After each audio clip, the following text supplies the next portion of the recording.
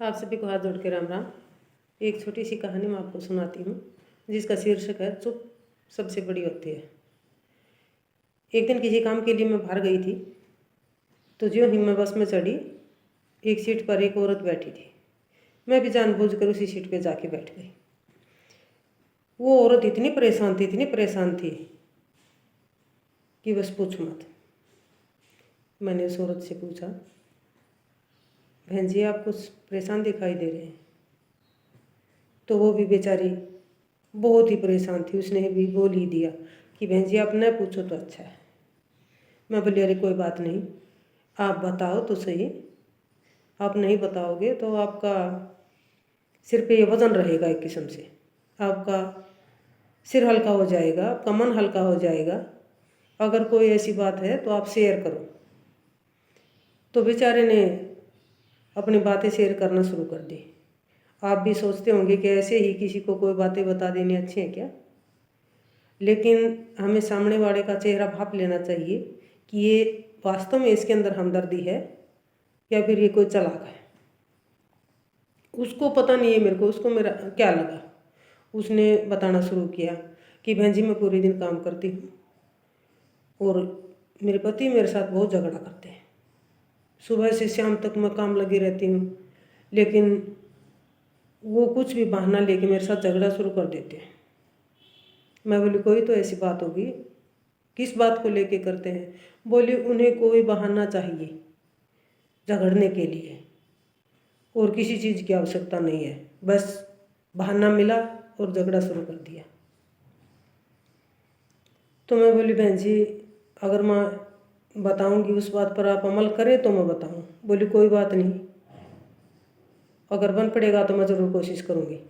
मैंने उसको कहा कि आप ऐसा करो कि जब भी आपके पति आपके साथ झगड़ा करें आप चुप रहो। बोले ऐसे कैसे चुप रह जाऊँ, वो एक कहेंगे तो मैं चार कहूँगी, उसको क्या पता चला। मैं बोली अरे कोई बात नहीं, बस इसी बात का झगड़ा है और झगड़ा नहीं है, झगड़ा इसी बात पे होता है। अगर वो गुस्सा करते हैं तो आप चुप रह जाओ, आप करके तो देखो। आप चुप रहेंगी तो झगड़ा नहीं बढ़ेगा। बोलिए तो मुझसे नहीं होगा। मैं बोली बच्चे भी हैं घर में। बोली बच्चे हैं, दादा दादी भी हैं। तो दादा दादी कुछ बोलते नहीं, बोलते हैं, दोनों को बोलते हैं अरे क्यों झगड़ते हो। और बच्चे भी बोलते हैं मम्मी ऐसे मत कहो, पापा ऐसे मत कहो, बहन जी आप बहुत गलत कर रहे हैं। या तो भाई साहब को चुप हो जाना चाहिए या फिर आपको। बोली वो तो होंगे नहीं, आपको इस बात का पता है कि वो चुप नहीं होंगे तो आप नहीं हो सकती क्या। बच्चों पर गलत असर पड़ेगा बहन जी। आज आप ऐसा कर रही हैं लेकिन इसका प्रभाव बच्चों पर पड़ता है, यही हमारे संस्कार होते हैं।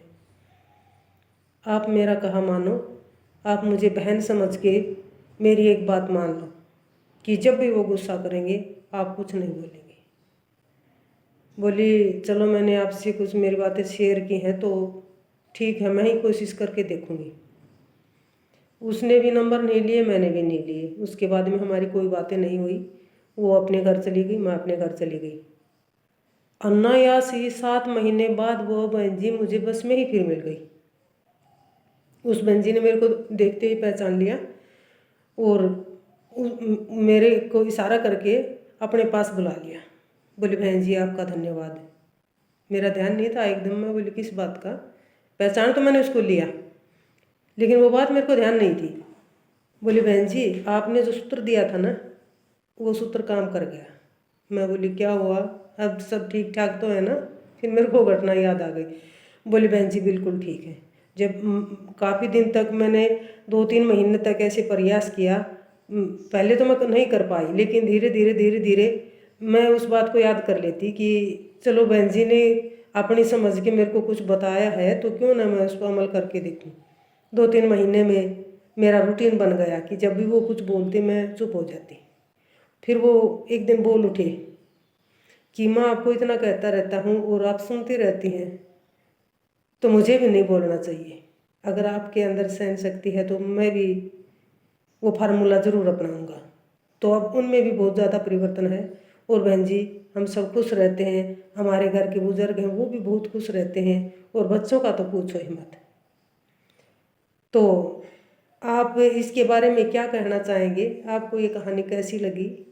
क्योंकि हमारे झगड़े की वजह से हमारे बच्चों पर गलत असर पड़ता है और इसमें हमारा नुकसान है। यही छोटे बच्चों के संस्कार होते हैं, यही बच्चों में जाते हैं। इन बातों को बच्चे बिना बताए ही पकड़ जाते हैं। तो आप अपनी राय जरूर दें। आप सभी का तहे दिल से धन्यवाद।